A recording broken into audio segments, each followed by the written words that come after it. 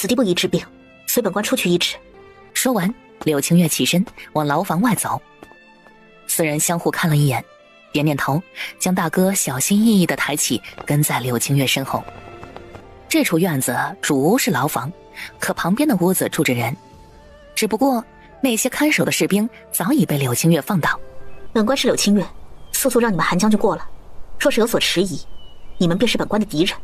刘启是刘将军的儿子，为了避免刘将军得到消息赶来，他还是先让人将刘启给抓起来。吩咐完，柳清月回到院子。军营前院，韩将军坐在首位，刘将军坐在下手的位置，二人也不知在商议什么，脸色都不好看。韩将军，此事恕本将军不能答应。刘成，本将军的命令就是军令，你难不成想违抗军令吗？韩将军，你莫要拿着鸡毛当令箭。本将军得朝廷指示，加强训练将士，本将军有何错？你想要你的人回来，那也要将将士训练出来才行。若你执意如此，别怪本将军告到御前。刘成，你休要强词夺理！报，将军，这么没规矩，怎么回事？回将军，刘大人说让您立刻走，前面带路。将士的话还未说完，眼前便有道黑影快速闪过，耳边是将军那着急的声音：柳大人？什么柳大人？柳大人让韩将军速速去哪里？刘成立刻招来自己的手下，查，给本将军查清楚，韩将军去了何处，见什么人？是将军。将士领命，而后抱拳离开。这边柳清月给四人逐一诊过脉，确定四人都是因为伤势感染而引发了高烧。这几人的肩膀上都有祥云图案，而这几个人很有可能是我要寻找的人，飞云铁骑。心下笃定，柳清月便开始琢磨当如何确定这一事情。你们是飞云铁骑吧？刘大人，你说什么？我们怎么听不懂啊？本小姐知道飞云铁骑，也知道飞云令在谁的手里。何人拿着飞云令？其中一人严肃询问，许是着急，又许是已经看透，说话的人已经少了先前的恭敬。但这微妙的变化，柳清月并未放在心上。正是四人，可还未开口说话，外面已传来了动静。韩将军来了。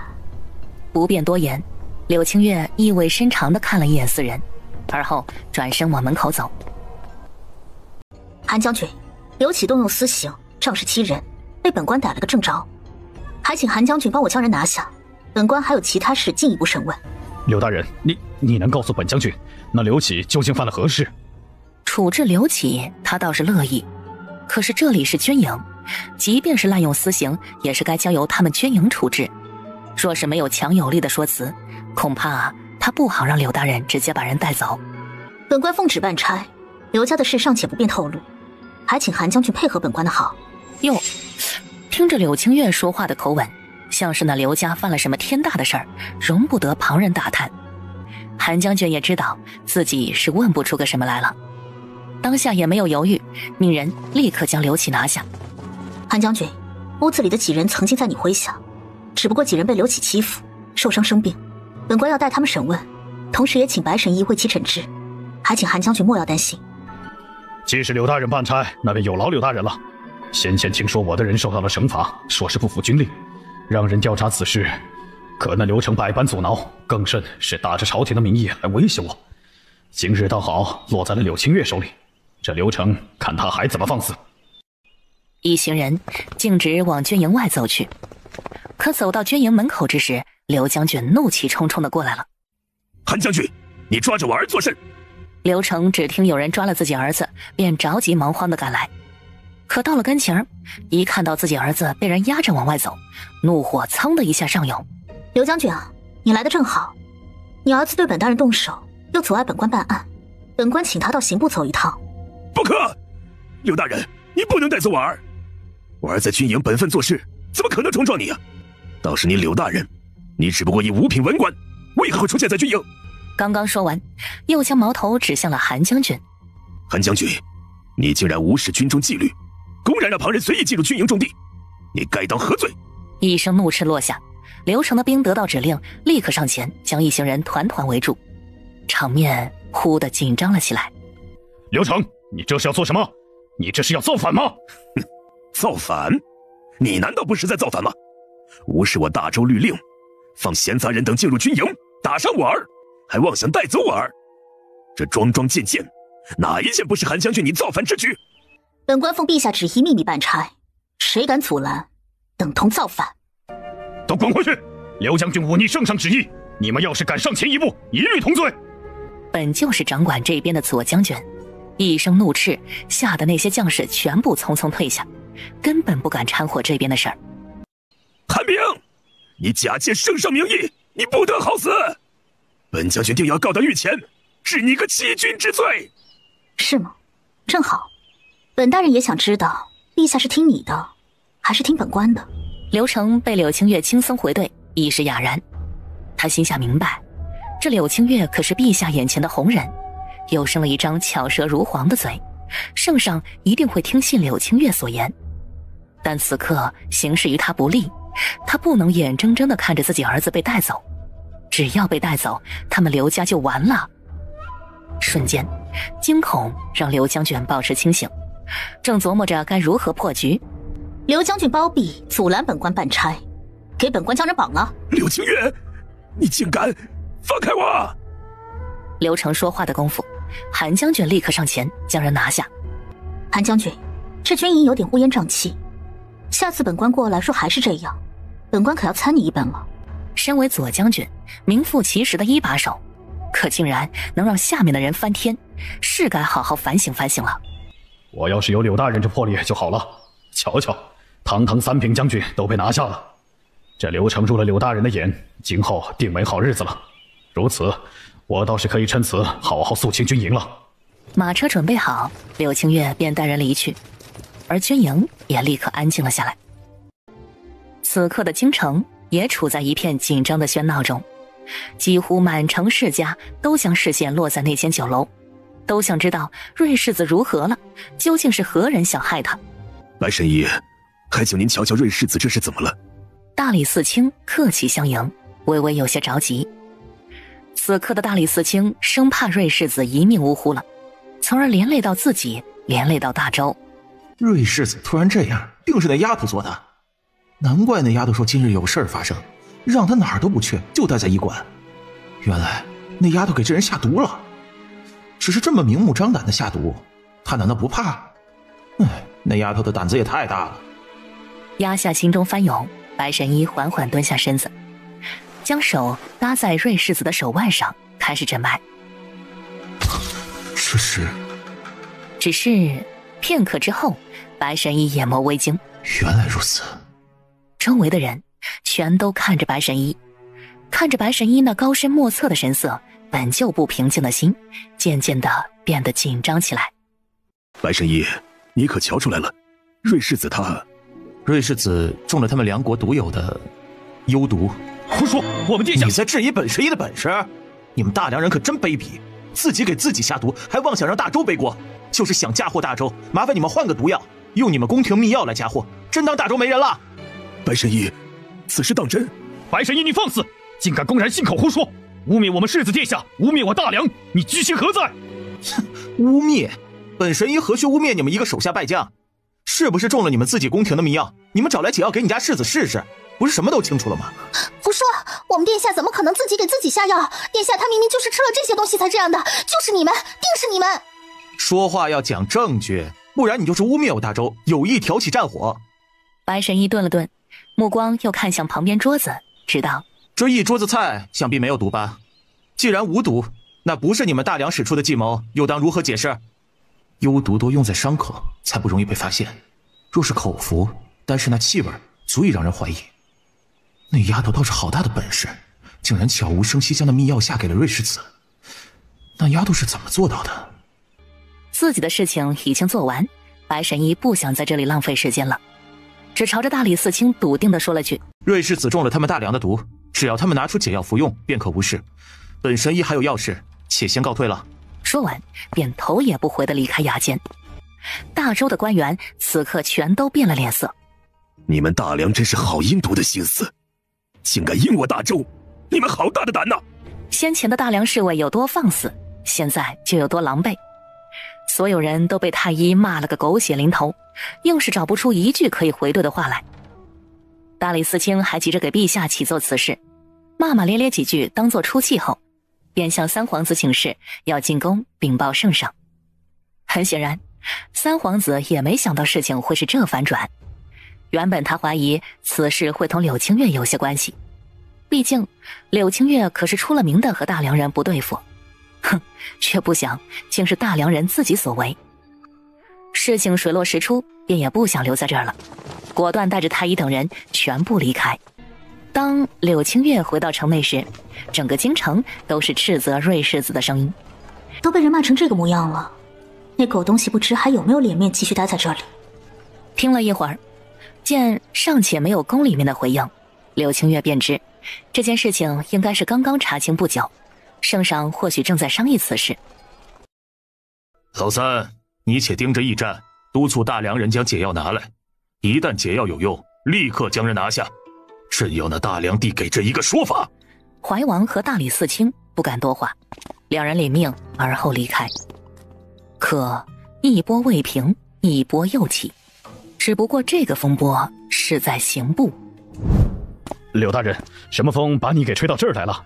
这4人犯了事，将人关起来。柳大人啊，您是不是来错地方了？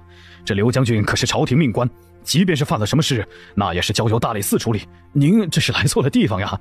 本大人没来错，那大理寺是关押朝中重臣没错，只不过这几人的罪比较特殊，不在那些规矩之列，只能暂且关在这里，待本官将所有罪证一并呈给陛下，再转入大理寺也不迟。这话什么意思？什么叫不在那些规矩之列？这柳清月该不会是没有罪证就将人给抓了吧？那要真是如此，他怎么敢贸然抓人呢？他怎么敢将人抓到我们这里？赵大人只觉得脑袋蒙蒙的，似是有什么缠绕其中，无法清明。柳大人，你若是不说出他们犯了何罪，本官可没有权利收押这几人呢。赵大人还是不要打听的好，若是你好奇，不如脱掉官服与他做个伴，彼时你想知道什么都会知道。柳清月的话直戳心窝子，赵大人神色一僵，敢怒不敢言。最终有柳清月在，况且又被柳清月教训过，赵大人只得听从要求，将刘家4人关入牢房。除了固定人员送吃喝外，任何人不得接近4人，并且还要防止有人杀人灭口，派人保护，不得将此事外传。若是外传，便是整个刑部都难逃其责。当柳清月从刑部离开时，太阳已经西下，要不了多久便会天黑。柳清月先是匆匆前往景王府一趟，而后又命人带话给陆家，这才前往医馆。那5人还在那里看诊。那几人怎么样了？提到那几人，白神医没有直接回应，反倒是先问了句：你去了军营？那几人怎么样了？本神医出手，区区温热又有何难？他们没事了，服了药都睡了。他们是什么人？就让你亲自来看。我瞧着这几人是练武奇才，奈何这几人受到了不公，今夜便有劳你护着几人，明日散朝我便会过来。说完转身离去。白神医赶忙出声相劝：哎，你别呀，我晚上要去醉香楼。但柳清月并没理会，也更是没有停下脚步。你难道不想知道瑞世子的事儿？听到白神医这话，柳清月果断地停下脚步，知道某人这是想在自己面前炫耀求表扬。他转过了身子：瑞世子用身作饵，妄想挑起2国战火，这件事我已经听说了，要不是你出手，这大周就要被大梁人欺负了。明儿个早朝，本大人给你邀功。说完，柳清月便抬脚离去。邀功？邀什么功？我像是那种缺功劳的人吗？这丫头800个心眼，谁碰着谁倒霉。还是景王好，没有那么多心眼。此时此刻，前往江南的一处小路上，景王等人刚刚结束完一场厮杀，好在早有准备，刺客全部被斩杀。景王一行除了几人受伤之外，其余人全都无恙。王爷，这些人身上没有标记，定是大皇子的人。殿下，大皇子的人太猖狂了，这才离京几日，已经是第3次刺杀了。王爷，您还是下令反击吧。景王背着手，目视京城的方向，冷峻的容颜看得出赶路的疲惫。一身华服微微凌乱，但不失周身的威严。萧文景缓缓收回视线，正要转身，这时候有马蹄声传来，他立刻看了过去。报，是我们的人！果然是王府的侍卫。王府的侍卫大家都认得，立刻所有护在王爷身侧的侍卫将剑收起，退后2侧。王爷，您的信。到了近前，那侍卫匆匆下马，将信件呈上。萧文景拿过信，拆开浏览。当看到里面信的内容时，威严的神色顿时一惊。皇后被废了，有些不可置信。景王又再次将信件仔细浏览了一遍，这才接受了这个消息。皇后被废了，多亏丫头聪明，母妃才能平安无事。丫头到底用了什么手段，竟将皇后给拉下来了？那皇后究竟做了什么，竟让父皇当即废了皇后？萧文景不解，震惊的神色逐渐染上了探究。可知皇后做了何事被废啊？回殿下，废后一事只有贵妃娘娘、柳大人、丞相、太傅几人知晓，陛下似乎下令禁止此事外传，京城的人都不知道这是怎么一回事。武阳等人听到这话，全都露出了惊喜的笑容。这是我们这么多年以来听到的最好的消息了，陛下真的废了皇后。皇后指使人杀了四公主和余才人，若是父皇深究，的确可以废了皇后。可是怪就怪在，这废后一事是父皇当时提出，此事并非小事，父皇都不召集百官商议，这里面定有我不知道的事儿，并且定是触碰到了父皇逆鳞。来人，笔墨伺候。萧文景的声音让一旁的众人回神，立刻有人匆匆前往马车，拿来文房四宝以及一张小桌子。萧文景提笔快速写下什么，将信封印好，拿给侍卫。将柳小姐的信务必亲自交给她。萧文景特意叮嘱，皇后被废，京城局势必定不同往日，那些盯着柳家的人只会多不会少。侍卫接过信，恭敬领命，而后翻身上马，匆匆离去。王爷，皇后被废，这荣王若是得到消息，只怕是不会善罢甘休啊。京城的事儿，本王早有安排，所有人立刻启程前往江南。想要丫头一直平安无事，那便是除掉荣王这个祸害。今夜他们便会抵达扬州，看殿下这气势，只怕要不了几日，他们就能回京了。翌日，朝堂，诸位爱卿，大梁瑞世子中毒一事，尔等怎么看待？圣上的话音一落，不少朝臣就开始低声细语了起来。此时，一个言官先一步开口：陛下，臣以为那大梁就是贼心不死，陛下您可以借此发难大梁，讨要一个说法。柳爱卿，这件事你可有异议？这丫头古灵精怪，兴许有什么更好的法子。回陛下，诸位大人说的都有道理，必须让大梁君主给一个说法。若是能借此将人赶出我大周，再好不过。什么？这一番话让不少人微惊，不过也只是面上惊奇，并没有人敢开口反驳，因为即便反驳了，也只不过是徒劳，还容易得罪人，得不偿失啊。柳爱卿，你何出此言？陛下，世子说的好听，是拿捏大梁之气，可反过来，何尝又不是一种监视呢？皇后被废是他没有想到的，如今局势突然变动，大皇子荣王必定会有所行动，此等关键时刻，还是将人赶出去的好。而圣上平静的眸子里，亦是闪过了一丝惊讶。柳爱卿，你莫不是言重了？这质子一人又在朕的眼皮子底下，怎么可能监视我大周？陛下，那世子若是一个畜生，自然不必担心任何。可那是一个人，号称大梁谋士的瑞世子，让这等人留在京城，只会多事。昨儿个不就是个例子吗？眼看众人依旧没反驳，圣上也不由得思虑起此事来。的确，自从那世子留在京城，没少弄出过动静来。先是那个郡主，后又是那世子，昨儿个更是让朕受惊了。此等不消停的人留在京城，难免之后不再生出什么事端来。也罢，就如柳爱卿所言，待那人解毒，便责令人离开我大周。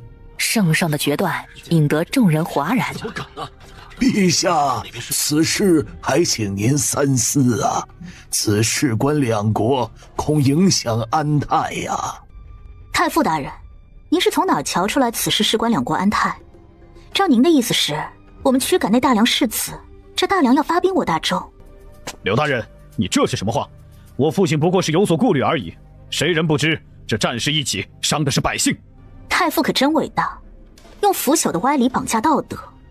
太傅也不怕那些战死沙场的千万将士，半夜来敲你门。那些人拼死守护的大周，我们却好吃好喝的招待大梁人，你可真有理啊！都住口！这里是朝堂，成何体统？这句话谁都没有责备，但却是责备了众人。此事不容争议，圣上直接做主。柳青月挑衅的目光瞥了一眼秦家人，淡漠地回到原位，朝会继续。近日来，朝堂本就一反常态，处处透着诡谲。若非有什么10万火急的大事，很多大臣都不敢在朝堂上说话，噤若寒蝉。只要柳青月不插嘴，朝会很快就能结束。这时候，一个大人站了出来，先是左右看了看，而后禀报：陛下，今日这朝堂似乎少了一人。哟，此人话落，大殿上的人立刻巡视四周，不少人目光微惊。少了一人？哎呦，这文大人莫不是在指四皇子？这些人竟好奇起了朕的皇儿，看来是太闲了。对于四皇子一事，圣上并未对外宣传。此刻的圣上还以为那大臣指的是自己皇儿，故而有所不悦。而圣上的态度，那大臣也看在眼里，顿时慌乱起来，还以为自己说错了什么话，赶忙一口气将话说完。陛下，刘将军今日似乎没来。要知道，刘将军可从来没有缺席过朝会呀。刘将军怎会没上朝？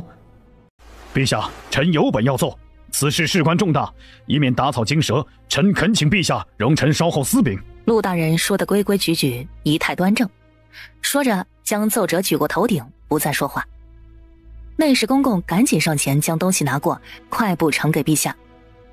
这一刻，除开与陆家交好的大臣心是平静的，其他人心都提到了嗓子眼儿，目光都紧紧盯着陛下打开的那封奏折，而后快速变脸。退朝，陆爱卿、白爱卿留下。圣上生气，只留下这话，便匆匆退朝。丞相，您找下官，今日可有老实本分？府中可有人招惹是非？听到丞相的询问，于大人面色一紧，连忙摇头。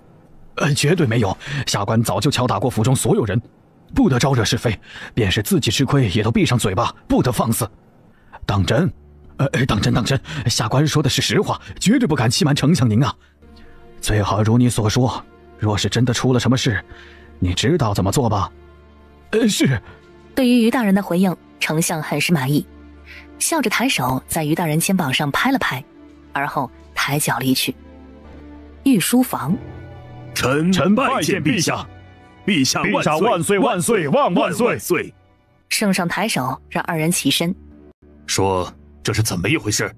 陆大人上前扶了扶身子，从怀中掏出一个包袱来，恭敬回禀：陛下，臣偶然发现刘将军与形迹可疑之人往来，便留了个心思慢慢追查。不巧昨日刘将军在军营滥用职权，纵容自己的儿子欺辱战场老兵，被柳大人逮了个正着。臣得知此事后，将这些事说与柳大人。柳大人审问刘家三子后，这才意外发现刘家人竟与那江南一案有关。常公公小心上前，拿过那小包袱，而后呈给陛下。与江南一事有关，肯定不是小事儿。圣上的神色散发着危险，随手翻看一本账册，当看清楚里面记的内容时，圣上怒了：好大的胆，竟敢在朕的眼皮子底下做出这种大逆不道之事，该死！直到圣上下令将刘将军押进宫，圣上的怒火才堪堪停歇。陆大人和白大人二人小心地相互对视了一眼，忽然白大人觉得想死的心都有了。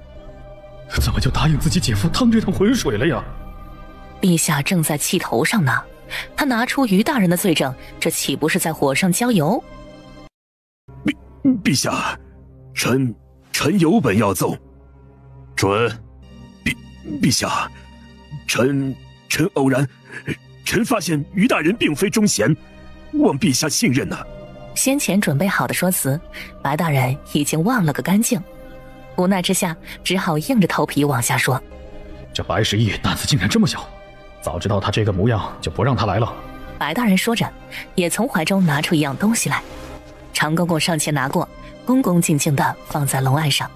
这些东西你们是怎么得来的？陛下怎么会询问这事？又该怎么回答？故意设计套说话，还是悄悄闯入人家府邸偷来东西？哎，完了，该怎么说呀？这次不敢再让白大人说话了。陆大人大着胆子回应道：回陛下，白大人和臣前儿个日子在醉香楼里面听曲，忽然隔壁屋子传来吵杂声，扰了臣听曲。臣想过去理论，竟不想那人竟是于家公子。许是吃醉了酒，大放厥词，说了一些令臣疑惑的话语。臣得陛下恩赐，做了这吏部尚书，便拿出柳大人给的真话丸冒险一试，没想到竟真的让臣问出了端倪。臣行为有过，还请陛下责罚。丫头说过，若是陛下怀疑什么，定要如实回应，而后主动请罪。好，不愧是那丫头舍命举荐的人，你们有心了。差点就要将自己给搭进去了。终于也不知过了多久，便瞧见禁卫军押着刘将军等人进了宫。那日我与刘将军一同反驳了柳清月，刘将军被抓，那我们于家会不会危险了？爹，不会的，那柳清月就是有天大的本事，也不会。正说着，外面突然传来惊慌大喊声：老爷，官兵来了！这一刻，正堂空气骤降，仿佛寒冬，冰冷刺骨。老爷，禁卫军来了！禁卫军怎么会来？他们来做甚？爹，禁卫军怎么会来？于家所有人全都惊奇，于家公子更是全都慌了神，战战兢兢，将自己爹当成了救命稻草，眼中满是害怕。说，是不是你们谁泄露了我于家秘密？正想说什么，只听哐当一声，摆放茶盏的桌子倒在地上，而与那桌子一起摔倒的还有一人。三公子。是你！奉圣上旨意。于大人瘫坐在地上，目光呆滞，一脸的生无可恋。防不胜防啊，这一天终究还是来了。缓缓从袖子里拿出什么东西，趁几个儿子没反应，一把塞进了嘴里。爹！于家大乱，于大人畏罪自裁，刘将军与于大人二人与江南一事有关，但是刘将军嘴硬，承担下了所有，而后自裁于廉政殿。圣上动怒，抄了刘家，牵连三族，但没有人知晓，搅动这场风云的人，此刻正悠闲地处理着一件大事。你们有多少人？都在哪里？眼前之人瞧着20有余，并不是当初的那些人了。据说当初的飞原铁骑能有1000人。听着柳清月的询问，5人相互对视，而后一人开口：柳大人不是说要告知我等飞云令的下落吗？那个东西我保证在弄明白我想知道的事情后定会如实告知，毕竟我与那人有些许关系，算得上一荣俱荣，一损俱损。飞云令事关重大，柳清月说的含糊，但也确实将自己给牵扯进来了。就是让他们知道我与那飞云令有些关系的。一荣俱荣，一损俱损的关系，那会是谁？柳清风还是陆清舟，亦或是景王？该你们回答我了，你们其他人在何处？又为何多年来不现身？我们的人隐匿于市井，做着普通老百姓的事。这一句回应的极其保守，说了但又好像没有回应。柳清月就这么盯着几人，没有说话，但也没有意外就是了。果然那些人隐匿在民间，但这几人未免太小心了吧？那人顿了顿，看了一眼柳清月的神色，而后又继续道：令牌现，我们现，我们听从令牌诏令。说话的依旧是先前那人。柳清月感觉那人应该是几人的老大。这次的回应总算是问出了想知道的。飞云铁骑听候飞云令主人的召唤，幸好那个东西在我的手里，这若是被西凉人夺了去，后果不堪想象。压下心头情绪，继续询问：你们有多少人？若是令牌主人突然现身，你们能有多少人现身？知道几人防备，柳青月特意将令牌主人拿来说事儿。五人听到柳青月这话，又是相互对视了一眼。我们有500人，有100人在京城。至于其他人分布在哪儿，他并没有说。说个地方，我好让令牌主人过来，最好能够瞧见你们所有人。若不相信我所言，来1半人也是可以的。说完，柳青月便从袖子里拿出几瓶药放在桌子上，而后径自离去。直到外面的脚步声走远，几人才看向方才一直说话那人。大哥，晚上令主现身，这是什么意思？难不成我们猜错了？是啊，大哥，难不成我们猜错了？柳清风、陆清舟还有景王，他们离京办差，并未听到要回来的风声，这令牌会是谁拿着？几人不解，但唯独没将这事儿往柳青月的身上猜。你们说，这令牌会不会在他的手里？空气刹那间沉寂了下来，众人神色都是一惊。大哥，那柳大人的确是厉害，只不过她就是一介女子，只在朝堂上有建树，这领兵统领之术，她又哪里会啊？是啊，大哥，柳大人是有几分本事，可此事非同一般。那柳大人怎么可能会有令牌啊？我觉得这令牌定是在皇家人手中，只不过那人不便拿出来而已。飞原铁骑曾经救大周于水火，一直效力皇家，令牌也是由圣上掌管。但之后的时间，大周太平，他们也由初代的前辈悉心教导，继承懿旨。先帝驾崩，这令牌也定会在皇家人手上，而现在的皇室之人，唯有景王担得起这份重任。他们隐藏在军中，是最接近朝廷的地方，为的就是在不暴露身份的情况下，等待飞原令的主子现身。令牌在谁手里，晚上便会知晓。你们几个将这件事告诉他们，若是你们觉得冒险，那便只通知50人。4人闻言相互看了看，片刻思索，而后点头。好。毕竟那柳青月瞧着也不是那等阴毒之人。黄昏前的京城街道逐渐沉寂，人影落寞。掌柜，你且再看看，这几样东西真是好东西啊！什么好东西啊？阿里根，别想糊弄我啊！不过就是几个种子而已，能有什么好的？那些东西我全都要了，这些东西不值几个银子，你还是另寻别家吧。刚进铺子，柳青月就听到了这样的对话，目光立刻扫向那处，眼眸微惊。是玉米，还有西瓜种子。至于另外3样是什么，还真没瞧出来，但应该也是好东西。真好，百亩良田有庄稼种了。这什么种子？瞧着挺稀奇的。柳青月随意的一问，那西域货郎先是一愣，接着用十分蹩脚的汉语回应道：小姐，这都是花种，长得很美丽。哦，柳青月一愣，看来这境外货郎根本不知道他手里的种子是什么，那种子很有可能是他意外获得。稀有花种，若是价格公道，本公子买了倒不是不可。今日出门，柳青月是以男装示人。西域货郎听到柳青月这话，面上微喜。哎，这东西啊，终于要卖出去了。下次再也不同人交换这种来历不明的东西了。生怕柳青月不买，西域货郎只说了一个成本价。柳青月一听，果断拿下。临走前，柳青月还特意叮嘱，要是还有什么稀奇的花种，都可以拿来。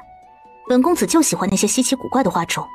这话既是说给那西域货郎听的，又是说给里面的掌柜听的。差一点点，他们大周就要错过好东西了。黄昏的时间很短，很快天色黑成一色。城西一处宅院，本该陷入黑暗，但此刻却是星火闪烁，与周围的一片漆黑格格不入。这都过了这么久了，怎他还不现身？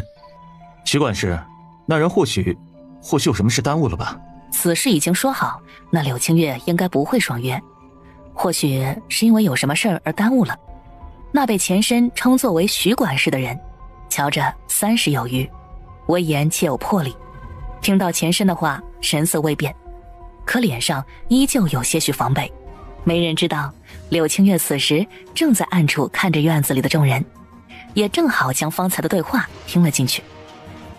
瞧着时间差不多了，便从树荫后面走出来。诸位，久等了。你就是那搅动朝堂风云的柳清月？我是柳清月，那个搅动朝堂风云的柳清月。徐管事也默默打量着柳清月，他看了一眼前身，而后询问：你不是说带令牌主人过来了吗？为何此刻还不曾见到那人？今日他们冒险现身，就是想见见令牌的主人。他们身份敏感，多在这儿一会儿都是危险的。你们可都是飞云铁骑？正是。柳大人你……正要询问，可刚一开口，就见眼前出现了一枚令牌，心下惊骇，这就是飞云令。柳大人，这令牌可否让我一看？柳清月的目光微微扫视了一圈，而后看向徐管事，将手中令牌丢向他。货真价实，天地间仅此一枚。他知道徐管事是想辨真假，他压根儿不担心有人会使诈，毕竟他来之前早就做好了防备。徐管事接过令牌，令牌沉重冰凉透骨，是玄铁无疑，而正面上大大的令字背后是祥云图案。不错，这的确是飞云令。你是这令牌的主人？这话是笃定，眼里有惊奇。令牌怎么会在柳清月手里？而且柳清月似乎流落到了农家，他怎么会有令牌？这令牌起初可是在先帝手中的。因为有太多太多的不解，让徐管事看着柳清月的神色多了许多探究。是，这令牌是我的，因为前令牌主人的遗愿，我这才收下了这令牌。徐管事从震惊中回神，看了一眼前身几人，而后将令牌举过头顶，恭敬的跪拜。我等给将军请安。许是碍于深夜，只有许长义一人说话，其他人皆是行跪拜礼。将军，我是将军，拿着令牌怎么就成了将军了？这似乎与我预料的有些偏差。柳清月微微上前扶起了徐管事，他拿过令牌，顺嘴问了句：将军，你们莫不是喊错了？将军难道不知这令牌的意义？他先是看了一眼众人，而后又看向身后的屋子，没说话。柳清月抬脚走向里面。我师父是宣王，临终之前将令牌传给了我，只让我拿着，其他什么都没说。原来这令牌是在宣王的手里，而这柳清月竟然是宣王的徒弟，难怪他会有令牌了。将军有所不知，飞云铁骑受恩于皇家，也只效忠于皇家。但凡拿到令牌之人，若非圣上，便都是飞云铁骑将军，统领飞云铁骑。效忠于皇家，令牌的主人只能是将军。这事还有谁知道？还有大梁的人可知道？瑞世子要是知道这事，会不会气晕过去？他费尽心思想要寻找的东西，竟依旧是效忠于大周。倒有点想看看那人知道消息后的嘴脸。真相竟是这样的。你们既然效忠陛下，又为何隐藏于民间？还有，你们是如何加入的飞云铁骑？先前的那些人在何处？先帝组建这支铁骑的时候，圣上还只是太子，不过2年，萧文景便出生了。粗略算算，眼前之人应该是第2代人了。将军有所不知，先皇曾有令，担心我等被有心人惦记，给了我等栖身之所。听着徐管事细细讲来，柳清月这才知道了来龙去脉。那个神秘的飞云铁骑，原来其实一直都隐藏在京城等地，并没有回归江湖。之后的时间，飞云铁骑就没再现身，但与圣上的联系从未断过。而就在先帝晚年的时候，突然间他们收到了2条奇怪的指令，一道是恳请众侠士传承衣钵于可信之人，另外一道则是让众人隐居于世，若非令牌现世，不得现身。在这消息收到不久之后，先帝便驾崩了。在新的一代飞云铁骑中，除有100多人是来自先前的那些铁骑们的后代，其他人则是都来自贫苦的农家，因为一些机缘巧合，糊里糊涂的就成了飞云铁骑的一员。这些人在学成之后便都下山，相聚在不同之地，隐藏于世，等待契机。古人都是智慧之人，无法用科学来解释。看来那道临终嘱托，我无论怎么样都要成功。2年后究竟有什么劫难？是天灾还是人为？天灾难挡，需要提前防备。人为多是战士，这个好办。如今找到的飞云铁骑500多号人，要是在将军营训练出来，再拿出我的王牌武器，战争之事根本无需多虑。所以说这剩下的是我今后需要注意的。我踏入朝堂就是因为这件事，如今我在朝堂站稳了脚跟，是不是该提出些策略啊？一瞬间，柳青月的心中宛如明镜，将所有事情安排得明明白白，对于今后也没有多少担心。之后的时间，柳青月便了解了众人在京城所谋之事，安排明日下午所有人在东城外的树林集合。黎明的光透过东边的天际逐渐散发开来，照亮整个人间。朝堂上依旧散发着一缕惊恐的气息，人人自危，噤若寒蝉。陛下，臣有本要奏。准奏。陛下，我大周今日太平，百姓安康，但因为战争，我大周难免受到创伤。臣以为可以适当降低赋税，增加生产力，让百姓有余粮。记忆中，小强村的百姓除了那些个家境不错的农家，每年都会有余粮，但大多数百姓过的都是吃了上顿没下顿的日子。大周的百姓赋税重吗？战事起的那些年有增加赋税，可如今的赋税早已恢复正常。要是再减少赋税，大周又如何生计？军队如何生计？这丫头可知这其间的厉害？柳爱卿，你可知你在说什么？陛下，臣知道臣在说什么。我大周在陛下的治理下，兵强马壮，百姓不饿肚子。陛下是千古明君，这京城的百姓正是瞻仰了您的光辉，日子才过得富足，夜不闭户。可是那偏远的地方却没那么幸运了。且不说那猖狂的土匪，就是那不作为的官府，足够百姓喝一壶的。陛下，臣在西北之地长大，那里的收成全看天意，一旦老天少雨，这收成减半，这给了朝廷，不少百姓就要饿肚子了。臣说的句句属实，还请陛下明察。开玩笑，想要陛下改革，岂能少得了歌功颂德？想让马儿跑，就该让马儿吃草，不给吃草，马儿怎么可能会跑呢？张爱卿，柳爱卿所议之事，你怎么看？陛下，柳大人正直直爽，一心为朝廷，提议减轻赋税一事，臣觉着可以商量。倘若那些偏远地区的确如此，这减税一事，陛下您是明君，定会有裁决。到底是一部尚书，碍于柳青月和圣上的威严，说话是两不得罪，可以说是夹缝中求生存。太傅，你且说说此事。陛下，关于赋税之事，臣有几个问题，倒是想问问柳大人。哦，听到这话，圣上微微来了兴趣，直接点头。准。柳大人，这赋税一事牵扯国本，敢问减少赋税，我大周的国库如何支撑将士的吃穿用度、百官俸禄？太傅问得好，只不过下官的回应也是一道问题，不妨太傅替下官做个解答。大人，敢问我大周最赚钱的产业是哪些？大约一年能产生多少收益？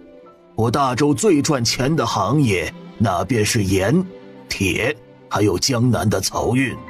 至于这收益，本太傅不便作答。只是这盐，在场的诸位应该知道，差不多能有成本的20番。太傅大人，您方才的话，下官略有不同观点。这盐铁由官府把控，说真的，由您所说，这盐能够翻20番，我大周国库又怎么可能空虚呢？柳青月质疑，故才有此一说。学过古代兵法，对历史有一定的了解。古代不少富商与官绅勾结，卖私盐，盐是百姓生存之本。古代有人卖私盐，近乎达到了富可敌国的财富。这个时代自然也少不了。要是这一块解决了，百姓减少赋税一事，又有何难？一番质问的话让太傅神色微僵，顿时有些不知所言。太傅，你且听听下官所言如何？我大周约莫有3580万百姓，这其中算2成的人是殷实之家，8成算普通穷苦百姓。这穷苦百姓以下官所在的小强村为例，那里的百姓，男人一年可以用掉5升半，女子可以用掉3升半，至于孩童幼儿，可以用掉2升少半，而这花费的银子约莫在1两左右。说到这儿，整个大殿的人神色全部都变得古怪起来，圣上更是诧异出声。柳爱卿，你莫不是说错了？这约莫10升的盐，怎么可能要1两银子？陛下，臣就在小强村长大，自然知道粗盐的价格。陛下要是不信，立刻派人前往那里彻查此事。先前就知道这盐有问题，朝廷公布的盐价是500文1斗。先前没有上奏朝廷，是因为还不到时间。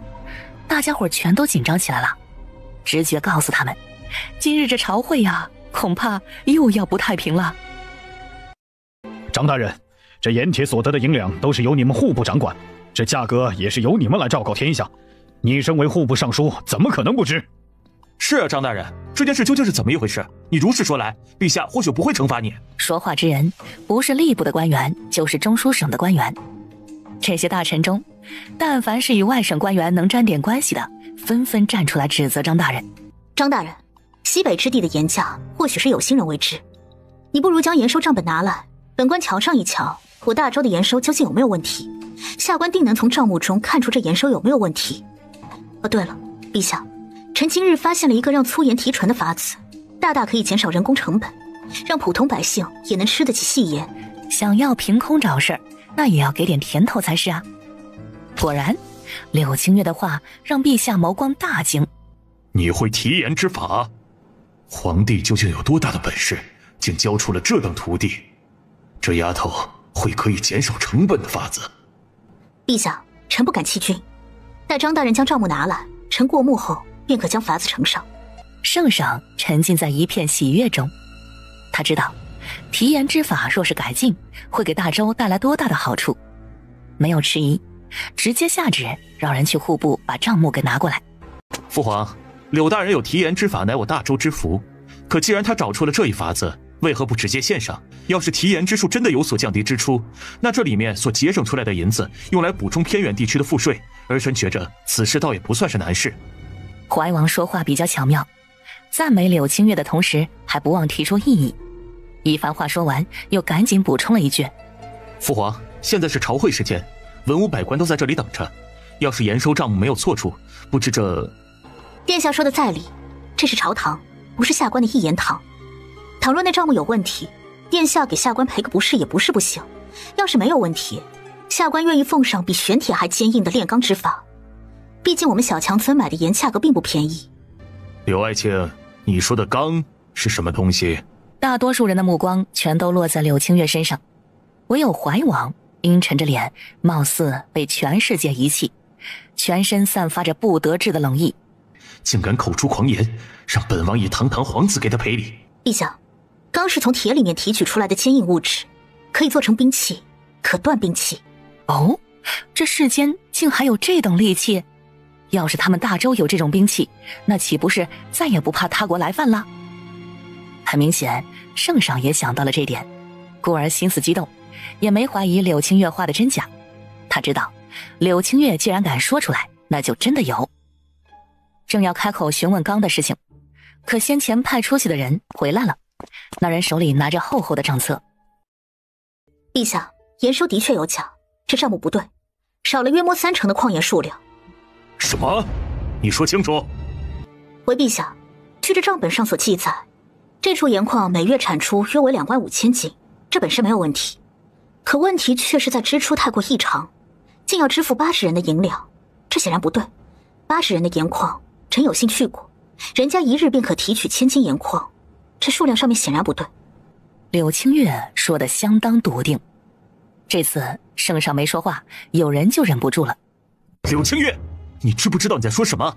盐矿可是我大周重中之重的产业，你没有证据，凭空猜测，可知后果？说话的是怀王，满朝文武也就只有怀王这个时候敢斥责柳清月了。本官虽是猜测，可也是瞧见过人家的盐矿量的。听殿下的口气，这是要力保那些人没有监守自盗了。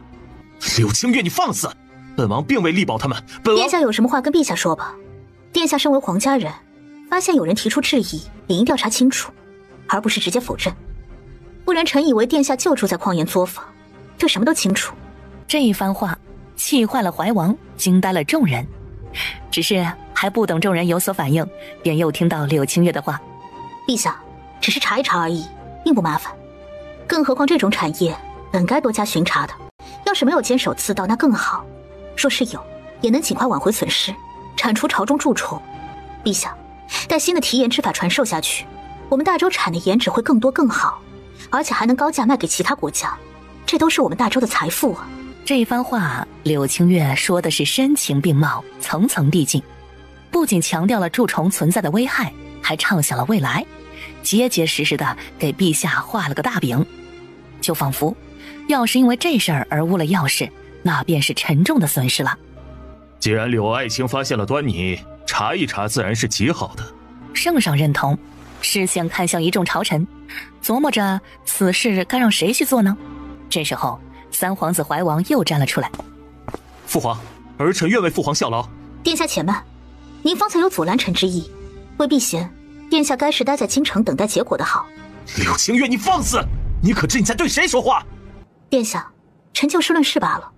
您方才阻拦是真，臣不想殿下招惹来什么非议，是为殿下好。不若你问问在场的诸位大臣，此事您适不适合去？啊！众人一惊，什么？他们什么也没听到，什么也没看到。这个柳大人啊，还真是个鬼机灵，还想拉着他们当垫背，真是居心叵测呀。只是就在怀王要发怒之际，圣上开口了。老三，父皇，儿臣在。圣上的声音让怀王恢复了理智，赶忙压下怒火，恭敬的回应。这一刻，怀王只以为父皇这是准许他查盐收一事了。柳大人说的有道理，此事你当避嫌。父皇，陛下，这是采盐和提取细盐的法子。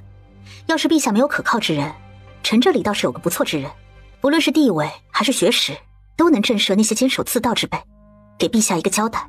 大殿安静，这会儿纵使有人有异议，也不敢站出来反驳。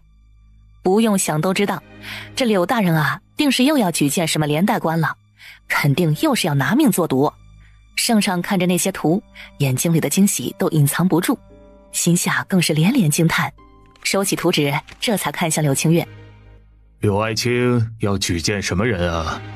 陛下，臣举荐鲁国公，亦或是世子清查此事。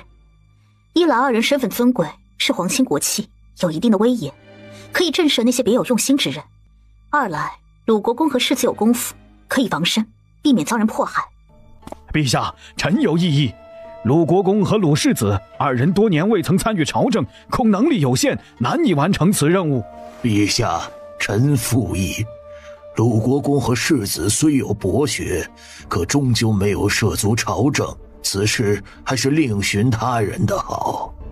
他们这是怕鲁国公踏入朝堂，他们是自私的，只要与自己利益有关，便会最大限度的阻拦。他们怕他们手中的权力被人瓜分，怕自己失了势。可即便是这样，又能奈我如何？我想做的事，没有谁能够阻拦。丞相大人、太傅大人，还有诸位大人，诸位大人觉着鲁国公能力有限是吧？那本官亲自调查验收一事，诸位觉得如何？他不是在朝中待得好好的吗？怎么要去查验收一事？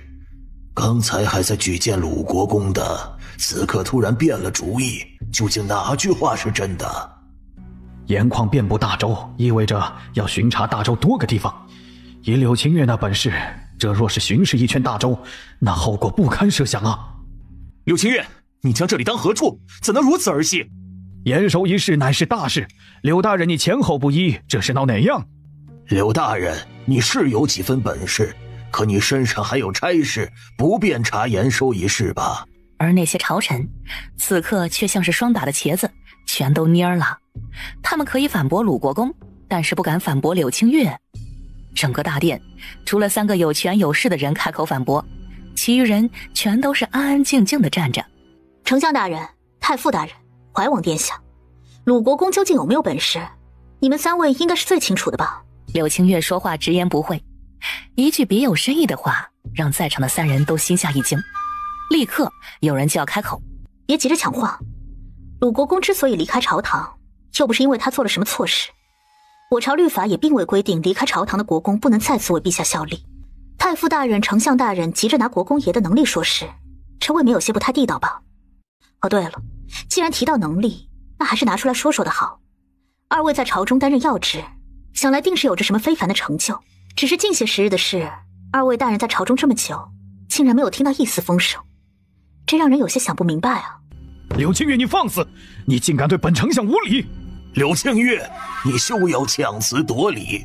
本太傅一心读圣贤书，哪里有功夫探听外界之事？你休要混淆视听。两位大人请息怒，下官不过是就事论事罢了。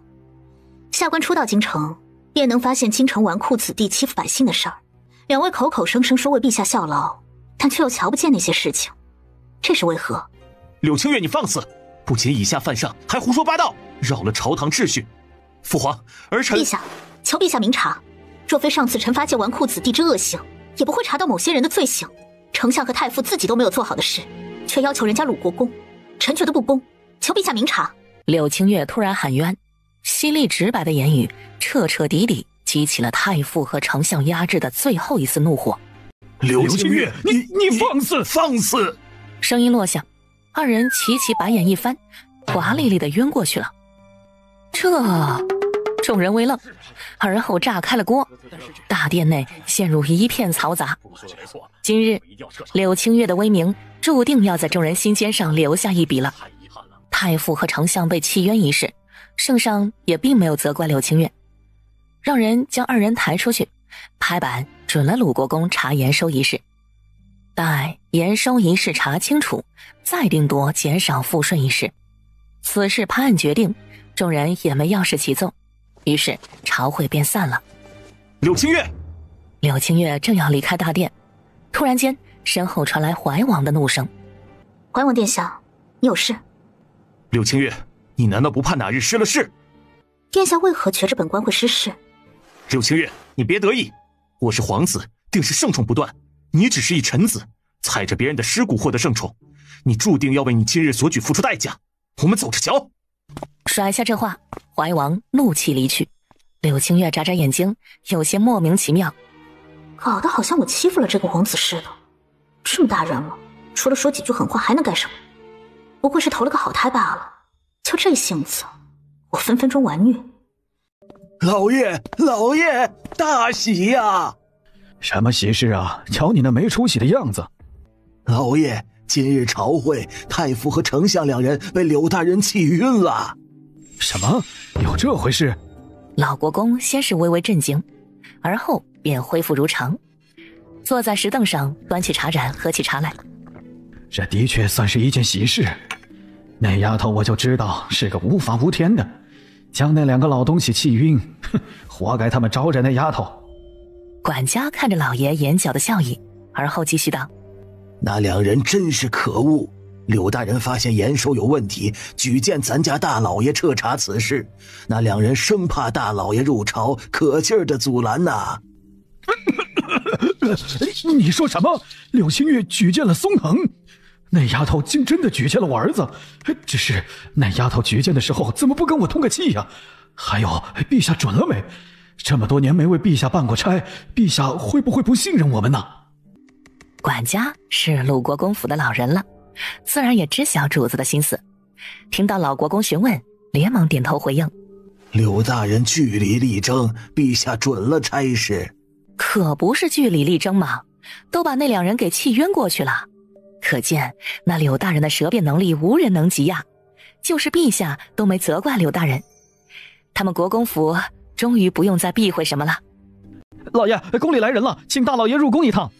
听到这话的老国公再也坐不住了，赶忙差人去自己大儿子院子传话。惊喜之余，担心自己儿子出什么错，便急匆匆地直奔院子，好提点几句。臣给陛下请安，陛下万岁万岁万万岁！柳清月请安。大殿上回荡的都是他的声音，但圣上没说话。没说话，柳清月索性自行起身，而后恭敬地弯了弯身子，启奏：陛下，臣为延寿一事而来。柳清月，你可知罪？知罪？知什么罪？陛下这是怪我气晕了两个大臣。既然有罪，那当时为何不说？陛下这又想吓唬我了。装作不知，柳清月一脸无辜地问：敢问陛下，臣犯了何罪？你今日如此放肆，眼里还有没有我这个陛下了？陛下，您是臣的天，臣的地，臣的眼里怎么可能没有陛下？臣今日之举，冒着大不韪，全都是为了陛下震慑那些老臣，臣心里有苦衷啊。柳青月说的委屈啊，说到最后还拍了拍胸脯，表演的还真像那么回事儿。没错，他就是冤枉的。哎呀，看着柳青月那没眼看的模样，常公公索性低下头，装作什么也不知道。这满朝文武只要一个柳大人足矣，多了闹心啊！少在朕面前耍油头，你就是仗着朕的偏爱，这才有恃无恐。今日朝堂上的事，你可知罪？陛下，臣知罪。啊！见柳青月这么轻易就认罪，这可将圣上弄得有些诧异了。臣不应该反驳丞相大人和太傅所言，也不该反驳怀王所言。臣知道两位大臣是肱骨老臣，时而犯点糊涂，不像臣这么积极做事。但是臣就这一个毛病，就喜欢自己秉公执法的同时，也让那些大臣都以此为榜样，为陛下尽心尽力。太傅和丞相都是百官之首，自当不可懈怠，必须严以律己，为百官树立一个榜样。臣这嘴巴就是个没把门的，想着陛下宠爱贵妃娘娘，鲁国公府又一直低调做事，从未做过什么错事。臣想着陛下是明君，早点将利国利民的政策带给百姓，这才力荐鲁国公。只是臣万万没想到，鲁国公会让丞相和太傅这么不受待见，宁可与臣吵起来，也要阻拦鲁国公进入朝堂。臣就不明白了，他们能为陛下您办事，那鲁国公为什么不能？臣有错，但臣为了大周，为了陛下，臣拼死力荐忠臣。而这番话说完，柳青月直接跪在地上，好似等待陛下惩罚。知道柳青月能言善辩，但没想到在我面前却是善变到了这种地步。罚他，这是罚了一个忠臣，天理何在？不罚，这丫头放肆无礼，难振君威。良久，圣上才开口：“起来吧，你来瞅朕有何事？”好嘞。柳青月一愣，重重拿起，轻轻放下，陛下这就没了？不问问为何力挺鲁国公，亦或是找找太傅和丞相的过失？算了，谁让他是天子，天子就该这么任性。若是有朝一日我要是成了一把手，定要比这任性。眼下翻涌的思绪，柳青月这才回应道：“陛下，臣来是有一个察言收的好法子。”说起正事儿，柳青月一板一眼，格外严肃。他之所以来献计献策，为的就是防备有心人将此事给泄露出去。御书房外面，鲁国公世子匆匆地赶来，但却被告知在门口耐心等待。难得受到重用，鲁国公世子自然是规规矩矩地等着。本想着稍微等一会儿便可见胜，可却不想足足等了一炷香的时间。世子爷，只一声，鲁国公世子便猛地抬头，看到一身官服的柳青月，当即便知眼前之人是谁了。世子爷，严收一事你尽管按照陛下的法子去做，这里面定能挖出不少东西，你可要珍惜这次机会啊。哦对了，离京时可要多带点护卫，免得有人狗急跳墙。说完，柳青月朝世子爷拱手，而后抬脚离去。鲁国公世子挪动视线，看向柳青月离去的背影，眼中闪过不解。听陛下的法子做事，不应该是臣子自己想办法做事吗？世子爷，身后传来常公公的提醒，鲁国公世子不得不收回视线，理了理官服，抬脚走进书房。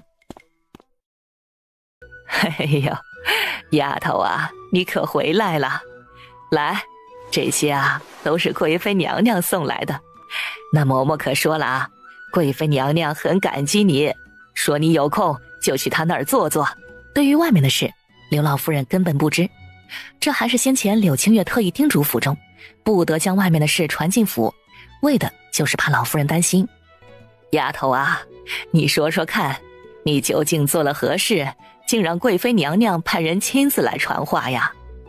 这些东西中看不中用，还不如皇亲来的实在。但是这样的吐槽，柳青月可不敢说出来。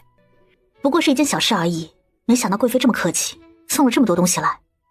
祖母，这些东西太贵重，您帮我收着吧，我还有事，就先去忙了。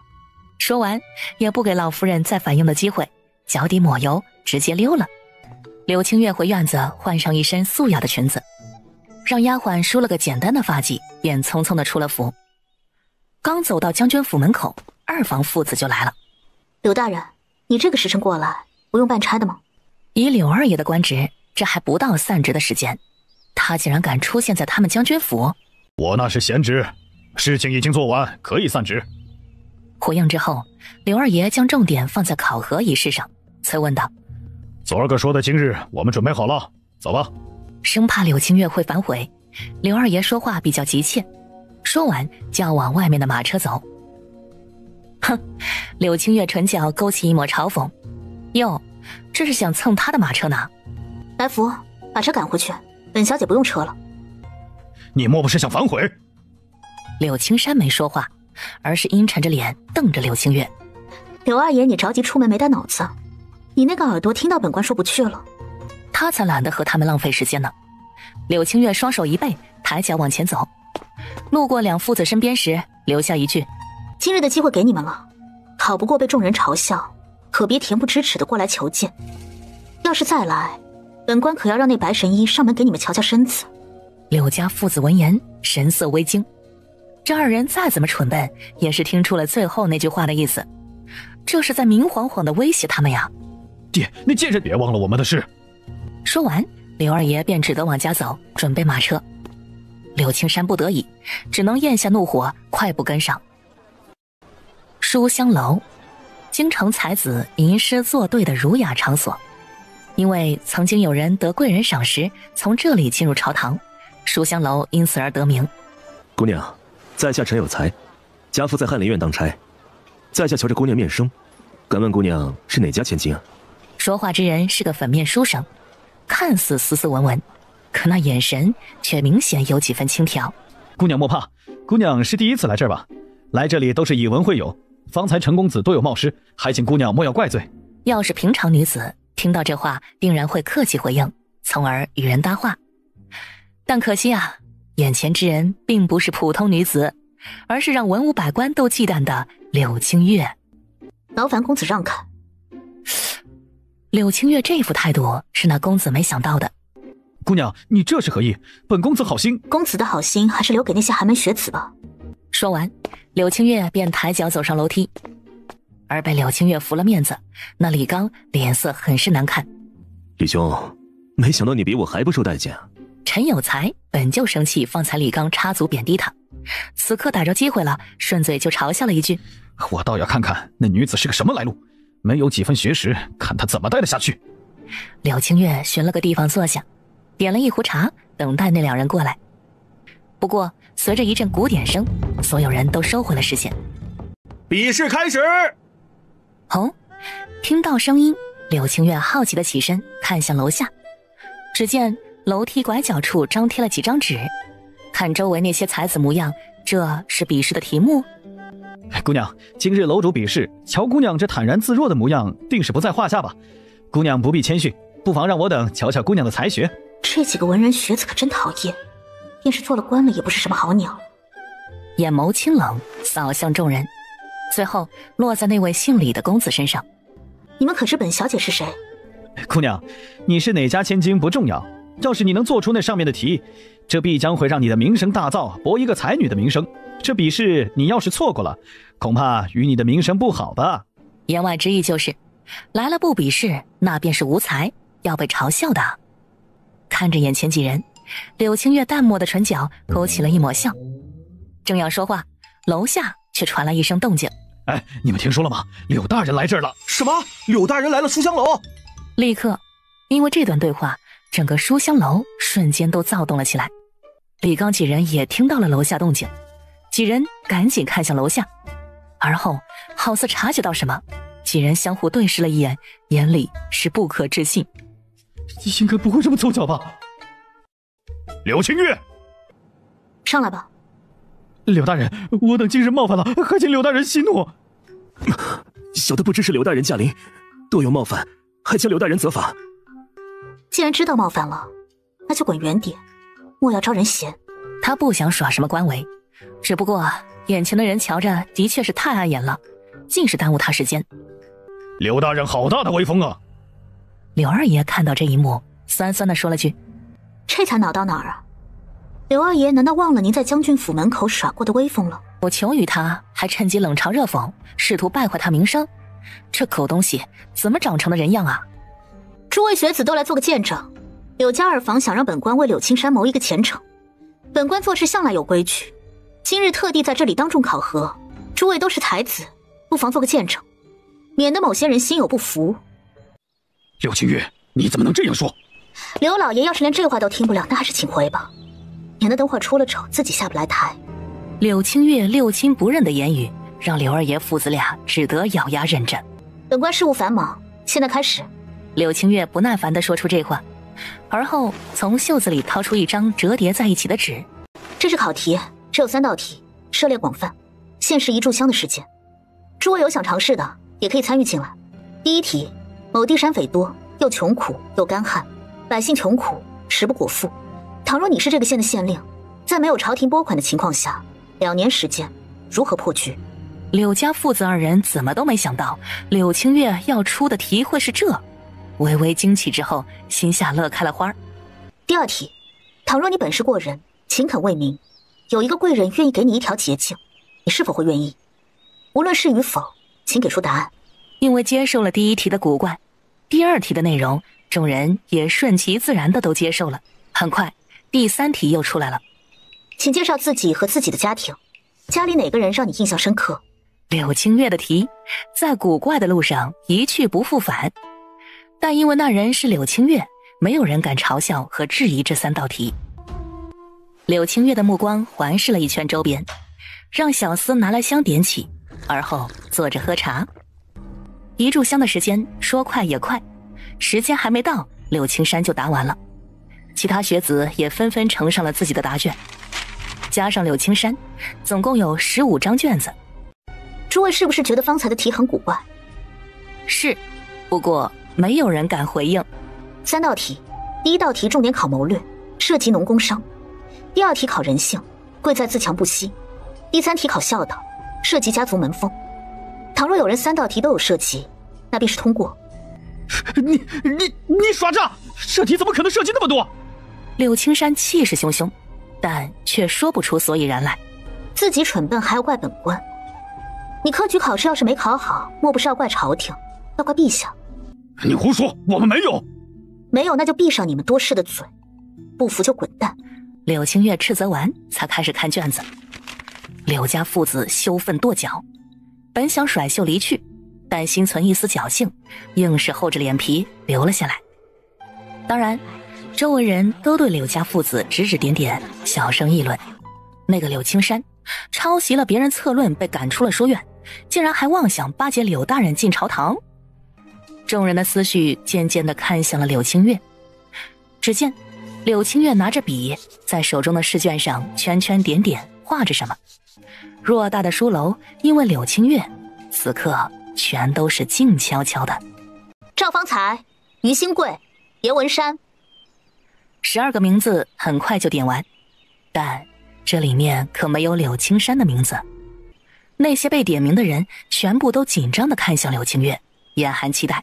你们几个人很不错，若是不嫌弃，本大人可以举荐你们到鲁书院学习。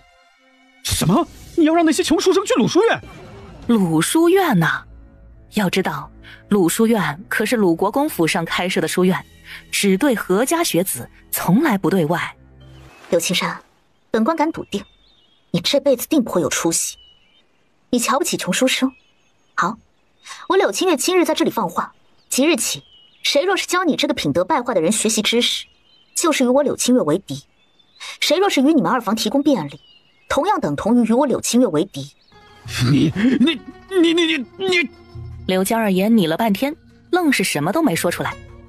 而柳青山许是承受不住这巨大屈辱，扭头直接离开了此地。柳二爷见状，只得跟着离开。你们考虑的如何了？可愿入鲁书院？大人，我们真的能进鲁书院？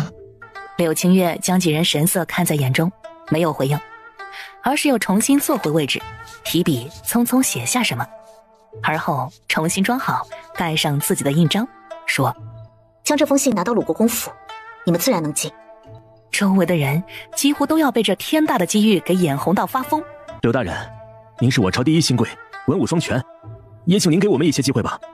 我们的学问并不比他们的差。机会？方才不是给了吗？怎么，诸位觉得本大人的机会很多，随时可以拥有？直白的言语直戳人心窝子，让不少人都羞愧不已。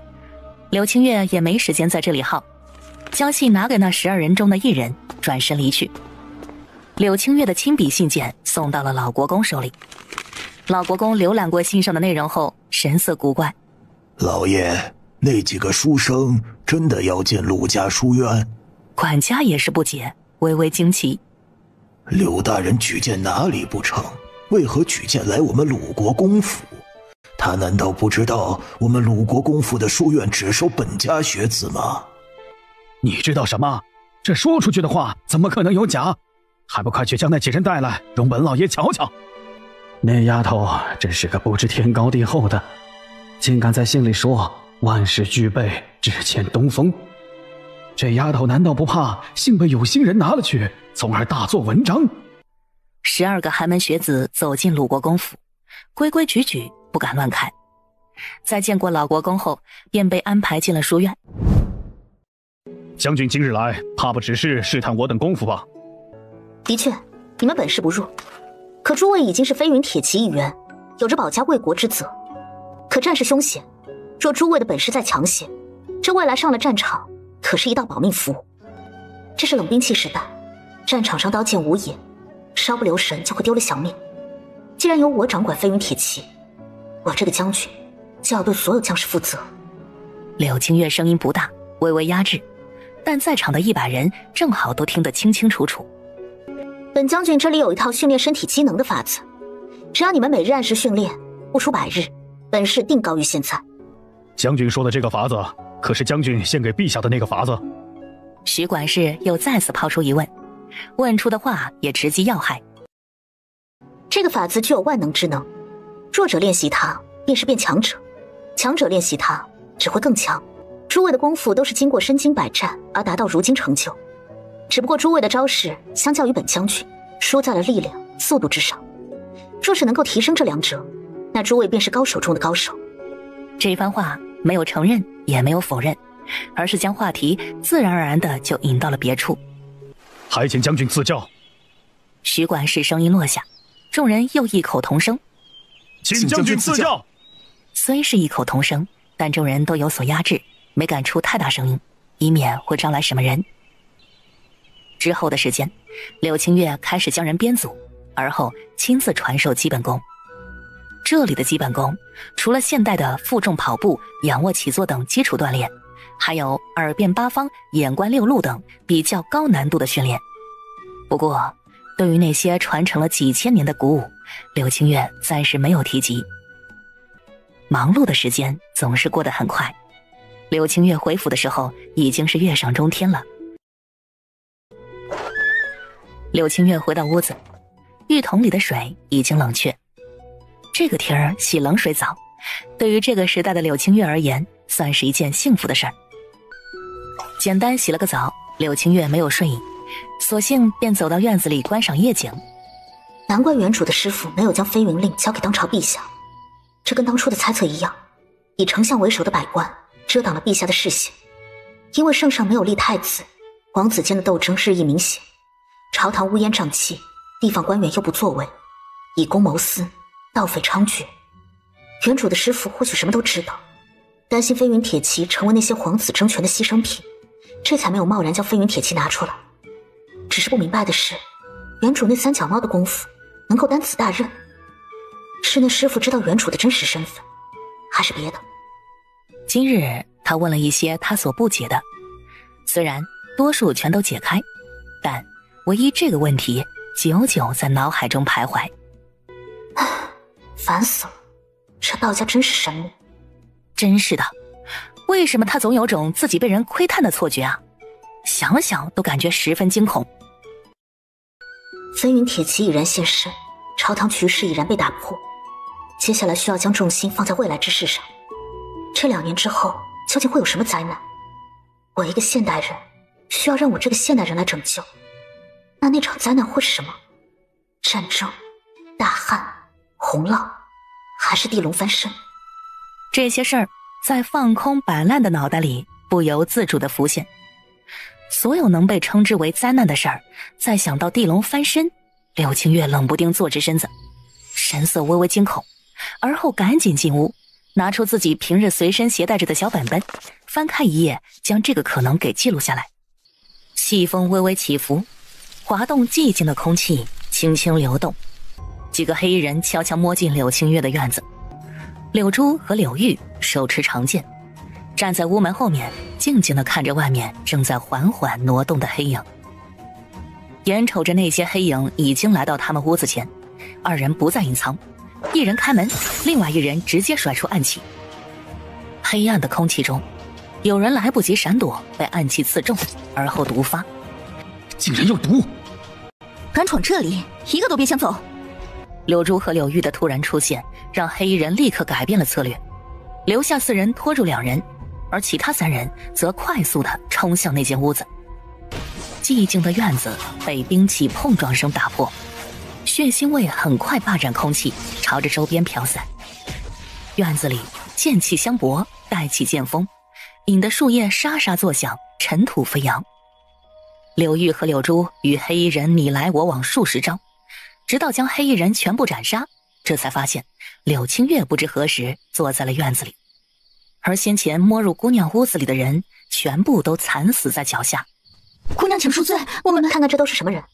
我瞧着这些人似乎有些陌生。姑娘，这些人的招式比大皇子的人都略高一筹，看得出是受过训练的死士。不知姑娘可有被什么人给盯上？柳清月微微思虑，而后做出一个令柳珠、柳玉不解的决定：将这些人全都送到衙门，本小姐要报官。姑娘，这衙门能查到吗？